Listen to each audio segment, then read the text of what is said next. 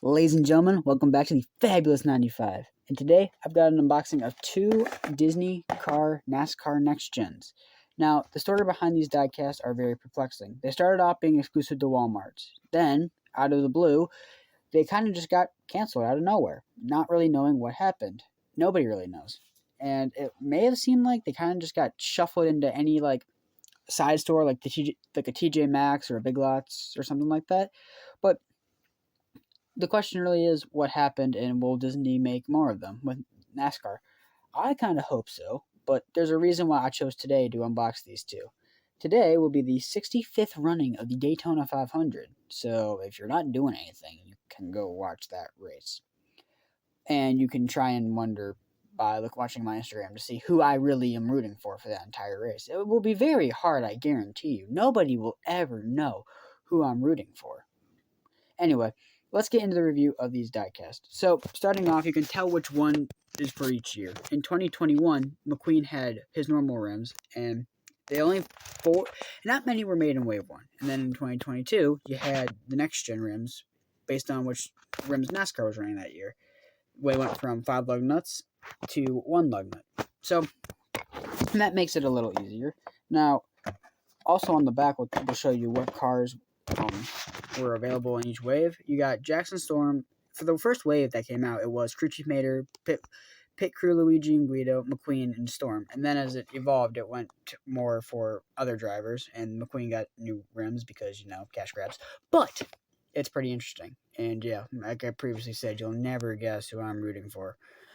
So, anyway, without further ado, let's get these guys unboxed.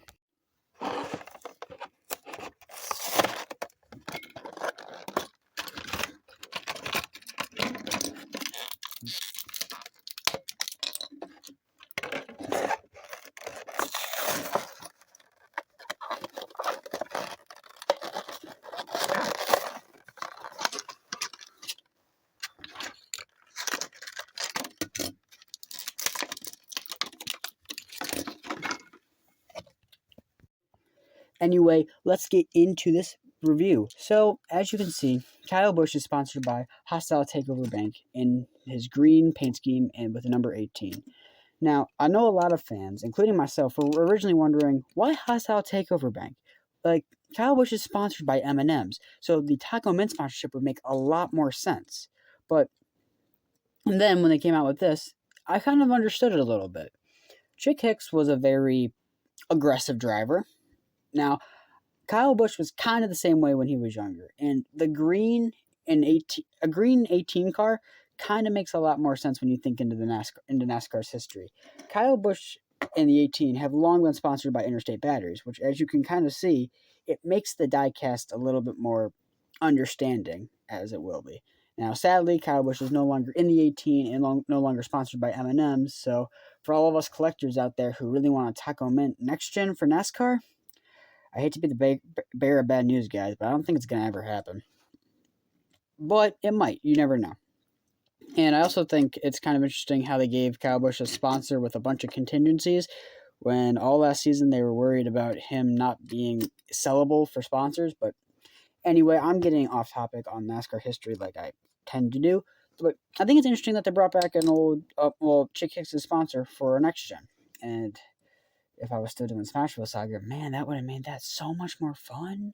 Anyway, that's Kyle Busch. Now let's get into Jackson Storm. Now, honestly, I love this Jackson Storm diecast for a lot more reasons than many will think. So, Jackson Storm definitely was one of those diecasts that was going to be made. McQueen, Storm, and Cruz were all three. They were going to be made for this series because of just them being main characters in general. Now, both of them do have their little pit stop barriers, but that's not what I'm getting at here.